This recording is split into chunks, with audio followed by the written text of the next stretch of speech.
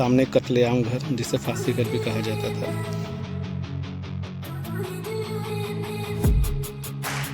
सामने का रहा आपका सामने सामने जो भी है।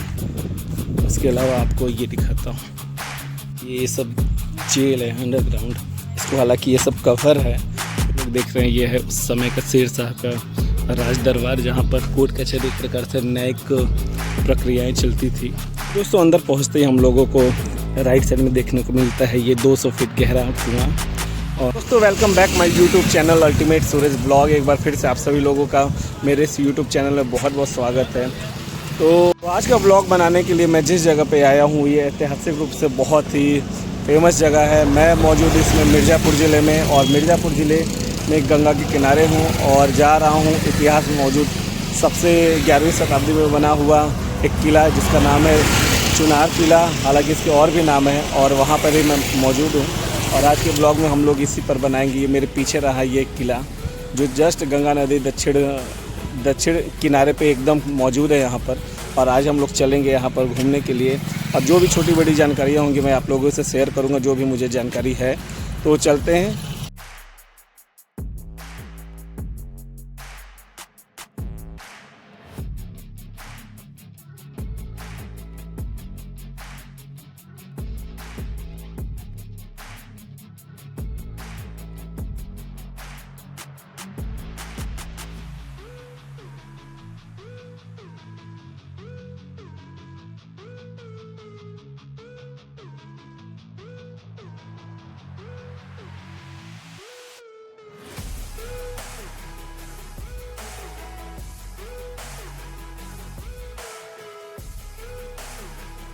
तो ये रहा रास्ता किले की तरफ जाने के लिए।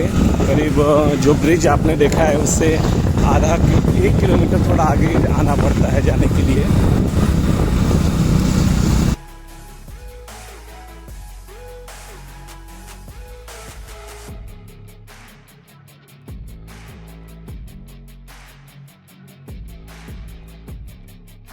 तो सामने रहा एंट्रेंस गेट। आपके करीब 1.5 किलोमीटर ब्रिज से आगे होते हुए आना पड़ता है, तो फिर यहाँ से ये पड़ता है।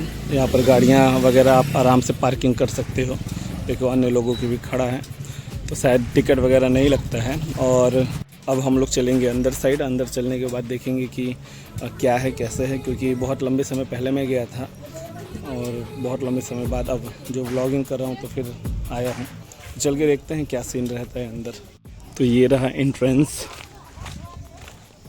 एंट्रेंस गेट हम लोगों ने पार कर लिया है। अंदर साइड आ गए हैं। 2 हिस्सों में बटा हुआ ये एरिया है। एक तरफ जहाँ वीडियो ब्लॉगिंग नहीं कर सकते हैं, या यूँ कहें तो जा ही नहीं सकते, उसमें साफ साफ लिखा है कि किले के इस साइड घूमना मना है।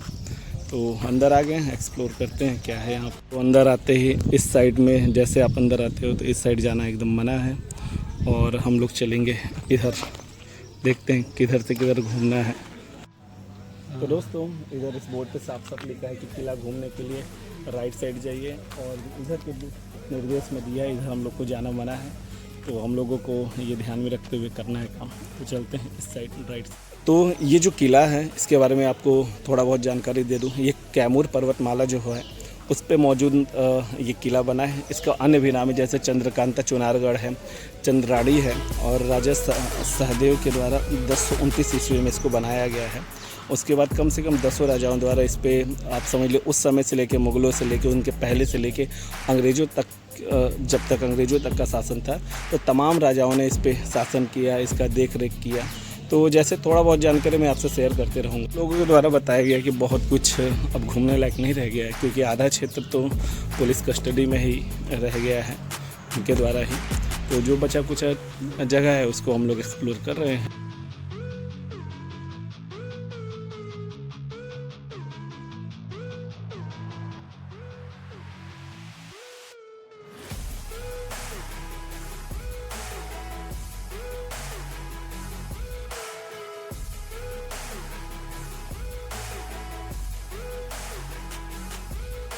दोस्तों अंदर पहुंचते ही हम लोगों को राइट साइड में देखने को मिलता है ये 200 फीट गहरा कुआं।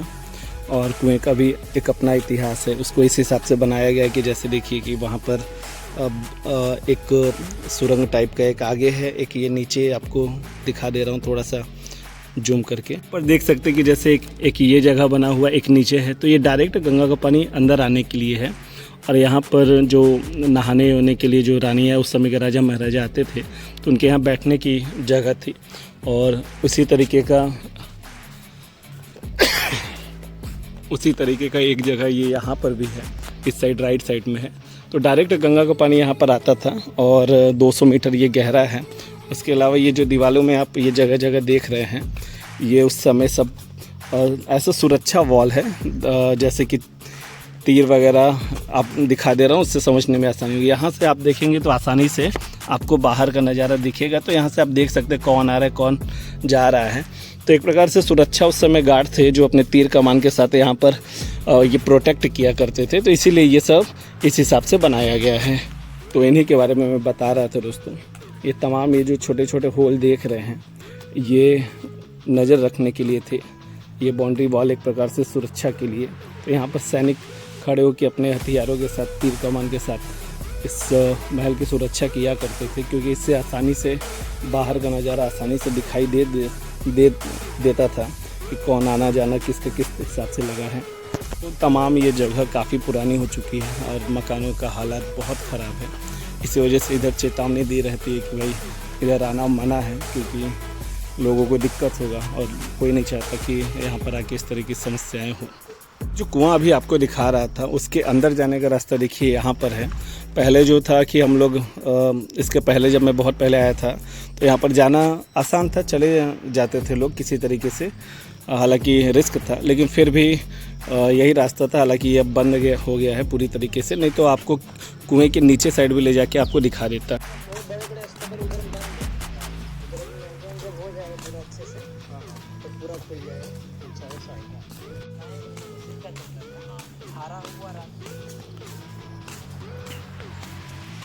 तो यहाँ से आपको किले का एक बहुत ही खूबसूरत नज़ारा देखने को मिलेगा।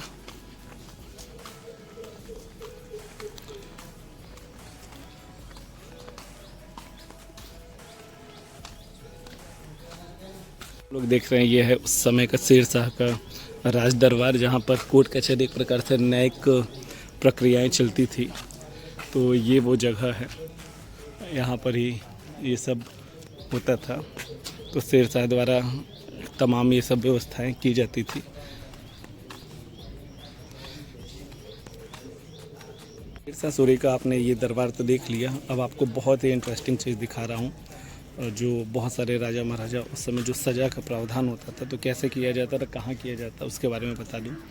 तो ये मेरे पीछे साइड जो देख रहे हैं ना, तो ये जो जस्ट नीचे साइड है, इसे कहते हैं कत्लेआम घर। कत्लेआम मतलब जब सज़ा दिया जाता था तो जैसे मुग़ल एम्पायर के समय में होता था क्या कि लोग गला काट देते थे। तो गला काटने के बाद आप जस्ट जैसे ये देख रहे हैं ये यहाँ पर और इसके पीछे ये यहाँ पर, तो डायरेक्ट यहाँ पर जो कत्लेआम होता था तो वहीं पर एक टनल टाइप का, सुरंग टाइप का रहता था, तो बस बहा के सीधे गंगा में चला जाता था। अंग्रेज़ों के समय में जब फांसी वगैरह का था प्रावधान तो भी यही चीज़ सेम होता था, फांसी दिया जाता था और उसको बहा दिया जाता था। तो तमाम ऐसी चीज़ें यहाँ पर होती थी। सामने कत्लेआम घर, जिसे फांसी घर भी कहा जाता था। तो जैसे आपको बताया कि मुग़ल एम्पायर के समय पे वो जो टनल था उस साइड उनको कत्ल करके या उनको सीधे वही गंगा में प्रवेश करा देते, तो वहीं से बह के वो बाहर चले जाते थे। और जब अंग्रेज़ों का शासन आया तो उनको लटका के सेम वही काम किया जाता। तो यहाँ पे दोहरी वॉल है, एक आप देखेंगे पहले है और एक इसके आगे तरफ है।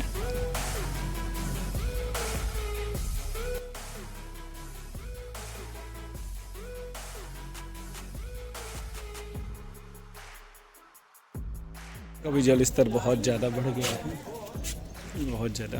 तो पीछे ये सीन है बहुत ही।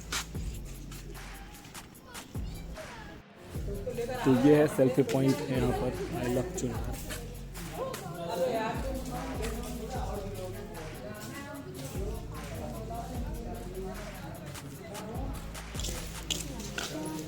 तो ये जो खिड़कियाँ इस समय देख रहे हैं, ये एक प्रकार का झरोका है जहाँ रानियाँ वगैरह बैठा करती थी। हम लोग चलेंगे ज़रा सा दूसरे साइड में, देखते हैं उधर क्या क्या चीज़ें हैं। टेस्टिंग के बारे में आपने सुना होगा, जो भारत के महाराज्यपाल थे जिन्होंने रॉबर्ट क्लाइव को भारत में ब्रिटिश साम्राज्य का नींव रखने के लिए भारत में बहुत बड़ा श्रेय दिया जाता था। तो उनका भी ये निवास स्थान उस समय का तो बहुत ही फेवरेट जगह था वॉरेन हेस्टिंग का। अच्छा है ये सोनवा रानी का मंडप जो नेपाली राजा की बेटी थी, और यहाँ पर काल कोठरी वगैरह भी हम लोगों को देखने को मिलेगा। चलते हैं सोनवा रानी का मंडप देखने। तो ये जो सोनवा मंडप है, रानी सोनवा के लिए उनके शादी के समय ये मंडप बनाया गया था, इसलिए इसको सोनवा मंडप भी कहा जाता है। तो ये मेरे पीछे रहा, पूरा बलुआ पत्थर से बना हुआ है।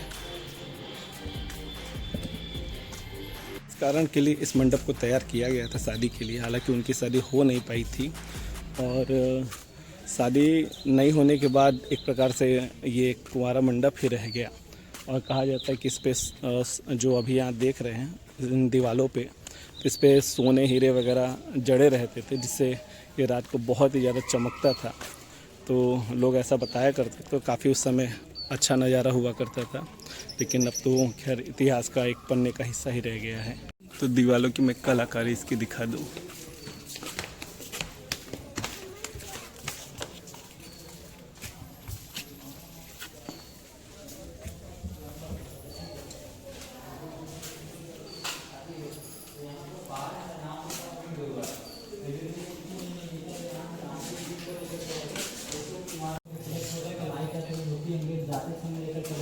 ये रानी का शादी का मंडप बनाते थे, सोनवा मंडप बनाते।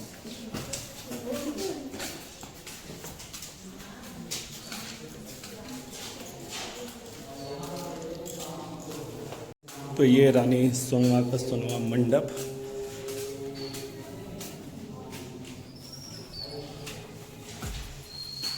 अंदर साइड चला जाए इसके।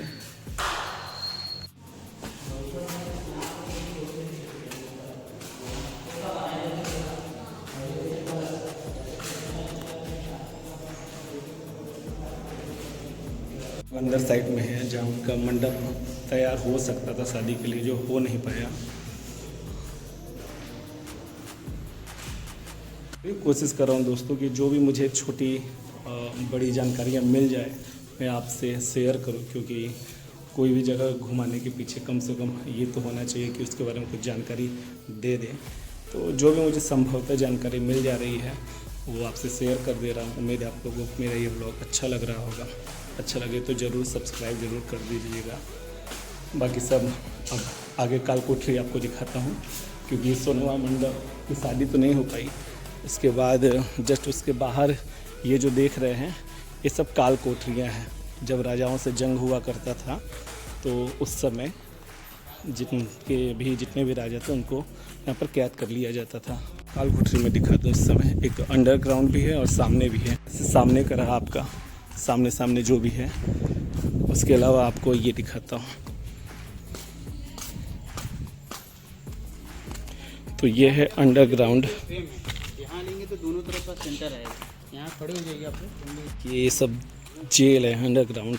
इसको हालांकि ये सब कवर है, लेकिन इसके बावजूद भी इसके अंदर मतलब अब क्या बताएं, इसके अंदर मतलब कैदी रहा करते थे उस समय। कुछ वहाँ से दिखाता हूँ मैं अंदर कैसा नज़ारा हो सकता है। संभवतः जो दिख जाए वही मैं बताऊँगा।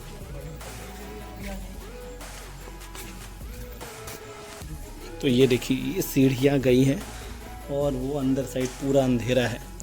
तो इस तरीके से कैदियों को यहाँ रखा जाता था।